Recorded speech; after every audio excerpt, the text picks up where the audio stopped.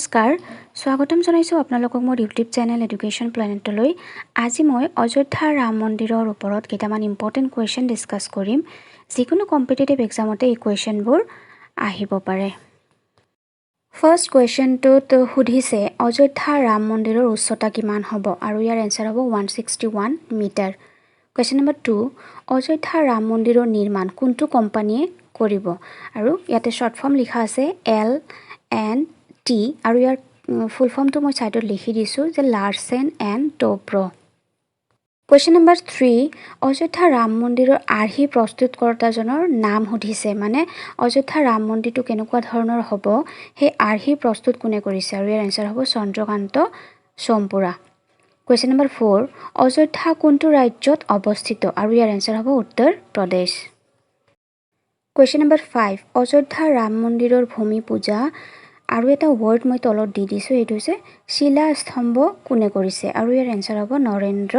Modi question number 6 Ayodhya কোনটো নদীৰ পাৰত অৱস্থিত আৰু ইয়াৰ এনসাৰ হ'ব সৰজু কোৱেশ্চন নম্বৰ 7 1988 চনৰ যিখন নক্সা বনোৱা হৈছিল সেইখন মতে অযোধ্যা ৰাম মন্দিৰৰ উচ্চতা কিমান হ'ব বুলি ধৰিছিল সেইখিনি সময়ত আৰু ইয়াৰ এনসাৰ হ'ব 141 metre question number 8 Ayodhya Ram মন্দিৰ বনাবলৈ মুঠ কিমান টকাৰ প্ৰয়োজন হ'ব কিমান টকা মানে খৰচ হ'ব আৰু ইয়াৰ এনসাৰ হ'ব 300 কোটি 300 কোটি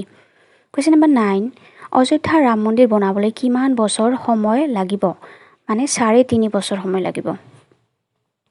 কোৱেশ্চন নম্বৰ 10 অযোধ্যা বিবাদ কিমান একৰ ভূমিৰ বাবে হৈছিল আৰু ইয়াৰ এনসাৰ হ'ব 2.77 একৰ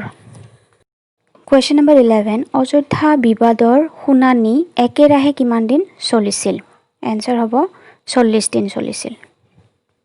Question number 12 অযোধ্যা গোচৰৰ মীমাংসা কেইজন ন্যায়াধীশে লৈছিল যে অযোধ্যা যেটো বিবাদ চলি আছিল সেই বিবাদৰ মীমাংসা কেইজন ন্যায়াধীশে লৈছিল ইয়াৰ এনসাৰ হ'ব 5 জন আৰু 5 জনৰ নাম মই লিখি দিছো ৰঞ্জন গগৈ এছ এ ববদে ডি ওয়াই চন্দ্ৰচূড অশোক ভূষণ আব্দুল নাজিৰ এই 5 জন আছিল কোৱেশ্চন নম্বৰ 13 অযোধ্যা যেটো বিবাদ চলি আছিল সেই বিবাদৰ উচ্চতম ন্যায়ালয়ে শেষ শুনানি কেতিয়া দিছিল আৰু ইয়াৰ এনসাৰ হ'ব 9th November 2019 কোৱেশ্চন নম্বৰ 14 অযোধ্যাৰ প্ৰাচীন নাম কি আছিল আৰু ইয়াৰ এনসাৰ হ'ব ফেজাবাদ কোৱেশ্চন নম্বৰ 15 উত্তৰ প্ৰদেশৰ মুখ্যমন্ত্ৰীজনৰ নাম কি answer Yogi Aditya Nath Question number 16 UP ৰাজ্যপালজনৰ নাম কি এনসাৰ হ'ব আনন্দীবেন পেটেল Question number 17 বাবৰি মছজিদ ধ্বংস কৰাৰ সময়ত ভাৰতৰ প্ৰধানমন্ত্ৰী কোন আছিল আৰু এনসাৰ হ'ব PV Narasimha Rao Next question বাবৰৰ মৃত্যু কেতিয়া হৈছিল 1530 চনত Question number 19 বাবৰৰ পুত্ৰৰ নাম কি আছিল আৰু ইয়াৰ এনসাৰ হ'ব হুমায়ুন Question number 20 বাবৰি মছজিদ কেতিয়া বনোৱা হৈছিল Answer 1528 চনত Question number 21 বাবৰ ভাৰতত কেতিয়া আহিছিল আৰু ইয়াৰ এনসাৰ হ'ব 1526 চনত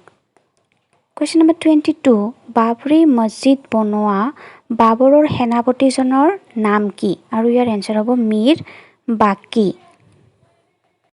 Last question বাবৰি মছজিদ কেতিয়া ধ্বংস কৰা হৈছিল আৰু ইয়াৰ এনসাৰ হ'ব 6th December 1992 Thank you